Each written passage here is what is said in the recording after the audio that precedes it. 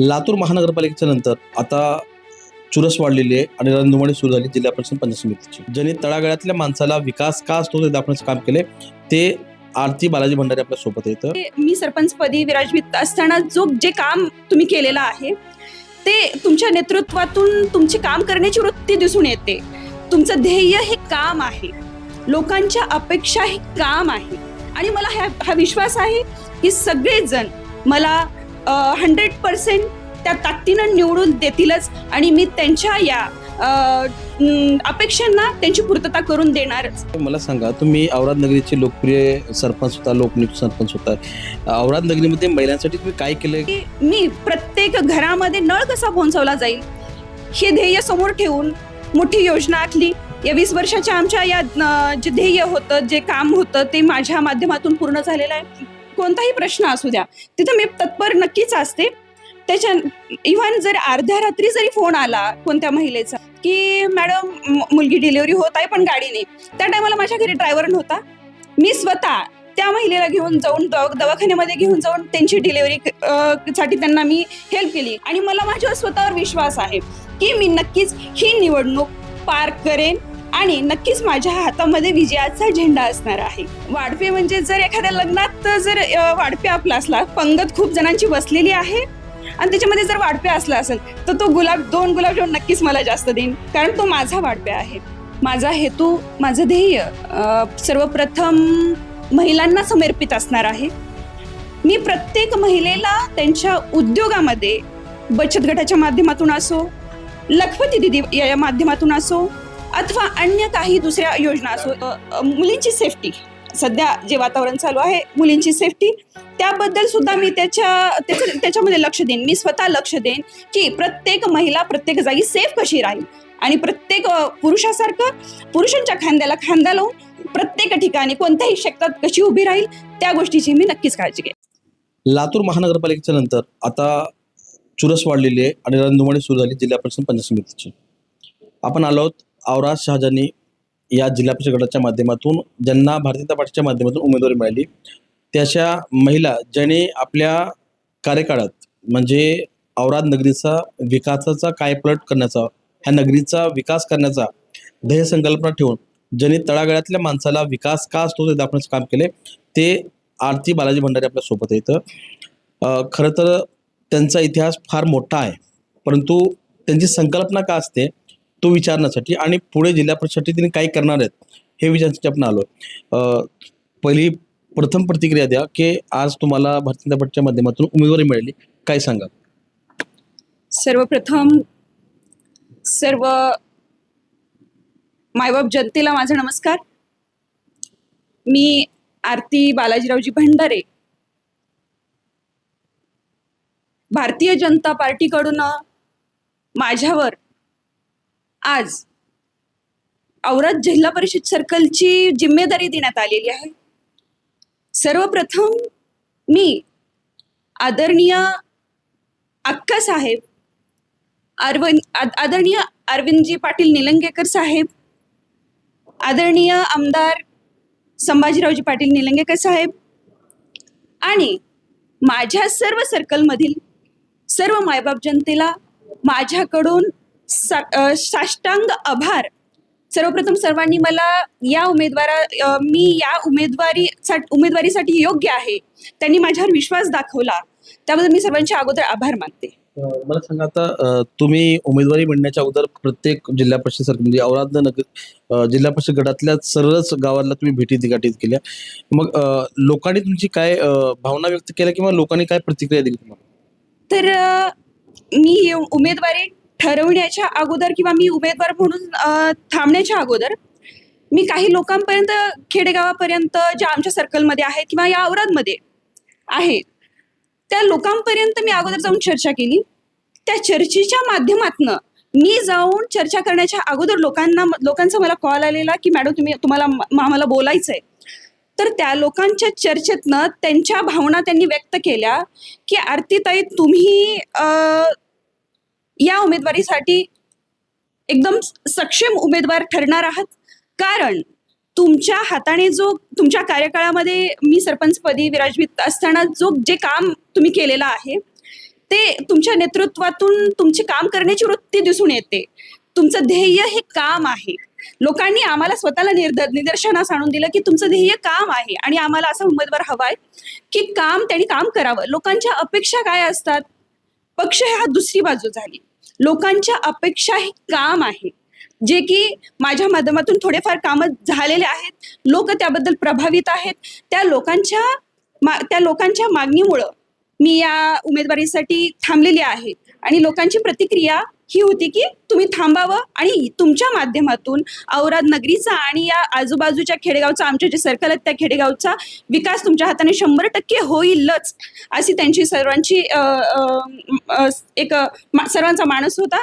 आणि त्यांच्या सर्वांच्या अपेक्षेमुळं मी आज इथं उभी आहे, या निवडणुकीच्या दारात आज उभी आहे. आणि मला हा विश्वास आहे की सगळेजण मला 100% त्या ताकदीनं निवडून देतीलच आणि मी त्यांच्या या अपेक्षांना त्यांची पूर्तता करून देणारच.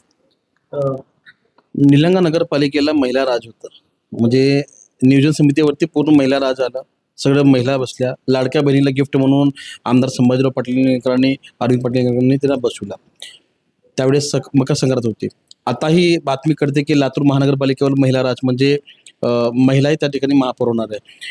एक राष्ट्रमाता आई जिजाऊंची लेक, मी सावित्रीबाईंची लेक, मी माता रमाईंची लेक, मी माता अहिल्याबाई होळकर यांची लेक आणि माता बीबी फातिमा यांची लेक. या सर्व महाराण्या म्हटलं तरी चालेल,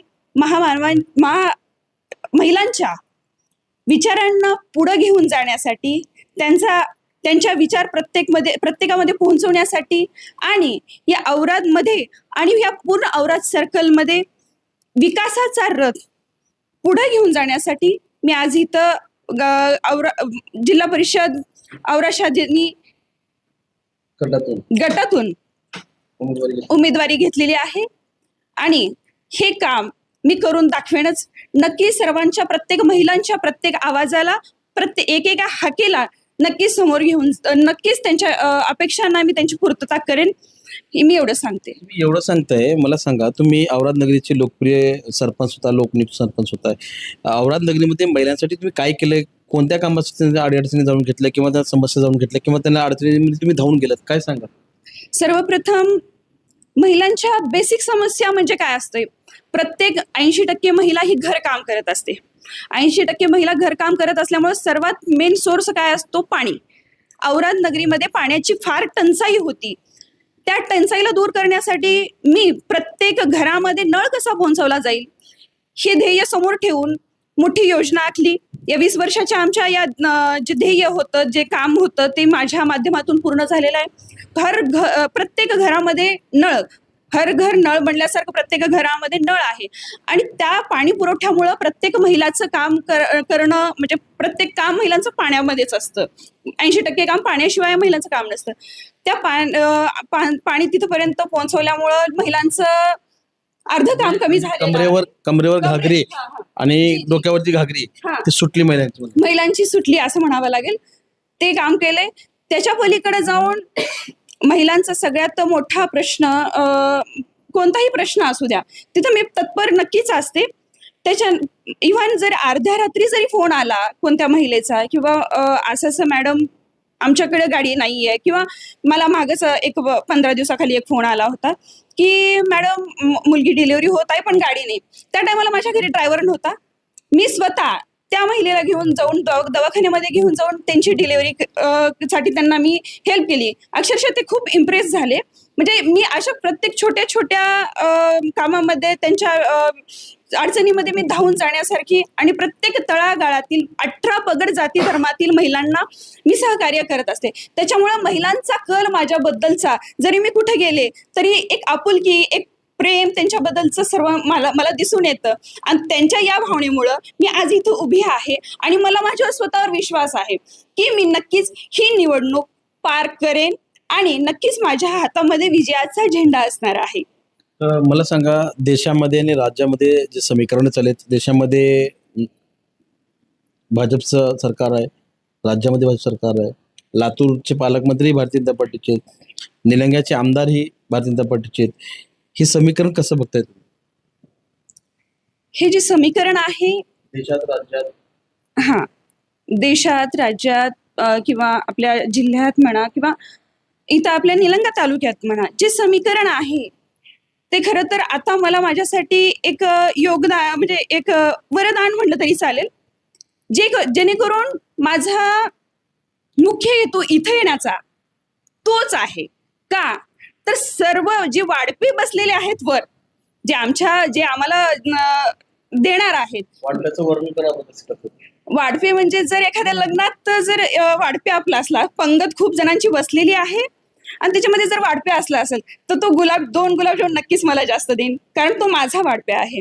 त्याच भावनेतून, त्याच संकल्पनेतून मी प्रेरित होऊन की बाबा माझा हेतू काय आहे इथं येण्याचा, म्हणजे माझा हेतू, मी एक सोशल वर्कर आहे. सोशल वर्कर म्हणजे काय नेमकं? पक्ष बाजूला राहिला, राजकारण बाजूला राहिलं, मी पहिल्यांदा एक सोशल वर्कर आहे. सोशल वर्करचं काम असतं की लोकांचं काम आणि लोकांचं हित. मी लोकांचं हित कसं करू शकते? जर मी एक सर्वसाधारण कुटुंबामधली महिला, मी जरी माझी स्वतःची सगळी प्रॉपर्टी जरी विकली तरी मी औराचं किंवा या सर्कलचं मी भलं करू शकणार नाही.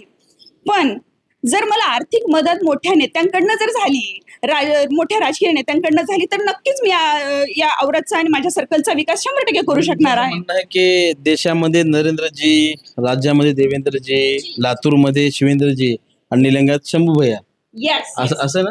सेम मला हे सांगायचं होतं. ते मला तुम्ही कंटिन्यू केलात. हे असल्यामुळं मी लोकांची अपेक्षा 100% पूर्ण करू शकते आणि करणारच. ही अपेक्षा, ही मी या ठिकाणी शब्द देते तुमच्या माध्यमातून की सर्वांचे मी प्रत्येक आश्वासन, मी दिलेले आश्वासन पूर्ण करायचं नक्कीच प्रयत्न करणारच.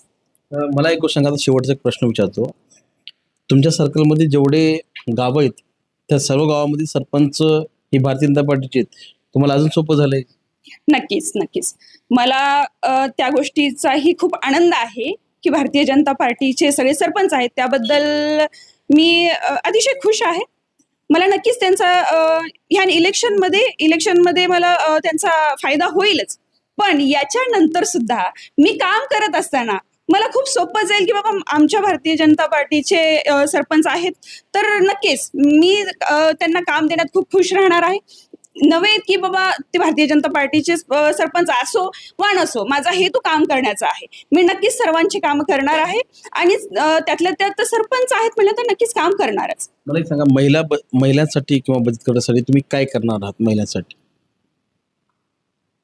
महिलांना ज्या पद्धतीने प्रोत्साहित करायचं किंवा महिलांना स्वावलंबी करण्यासाठी, मजबूत करण्यासाठी तुम्ही त्या पद्धतीने महिलापर्यंत जाऊन जे बचत गटाची महिला आहेत त्यांना तुम्ही प्रोत्साहित करणं, त्यांना प्रवाहातून आणणं किंवा उद्योगाच्याकडे ओढणं, म्हणजे जे पापड्या असतील किंवा कपडे असतील किंवा जे काही गोष्टी असतील, खारुडी वगैरे बनवणे वगैरे, तर ह्यासाठी तुम्ही काय जिल्हा नियोजन समितीच्या माध्यमातून निवडून आल्यानंतर अशा काही गोष्टी करणार आहात? नक्कीच. माझा हेतू, माझं ध्येय सर्वप्रथम महिलांना समर्पित असणार आहे.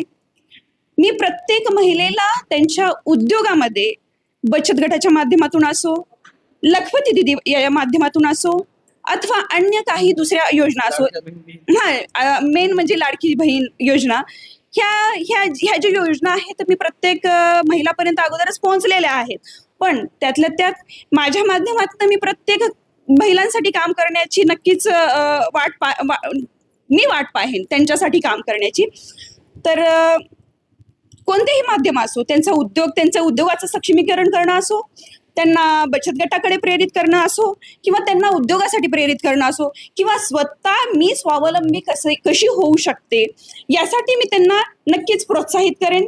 आणखी त्याचबरोबर मेन गोष्ट मुलींची सेफ्टी, सध्या जे वातावरण चालू आहे मुलींची सेफ्टी, त्याबद्दल सुद्धा मी त्याच्यामध्ये लक्ष देईन. मी स्वतः लक्ष देईन की प्रत्येक महिला प्रत्येक जागी सेफ कशी राहील आणि प्रत्येक पुरुषासारखं पुरुषांच्या खांद्याला खांदा लावून प्रत्येक ठिकाणी कोणत्याही क्षेत्रात कशी उभी राहील त्या गोष्टीची मी नक्कीच काळजी घेईन.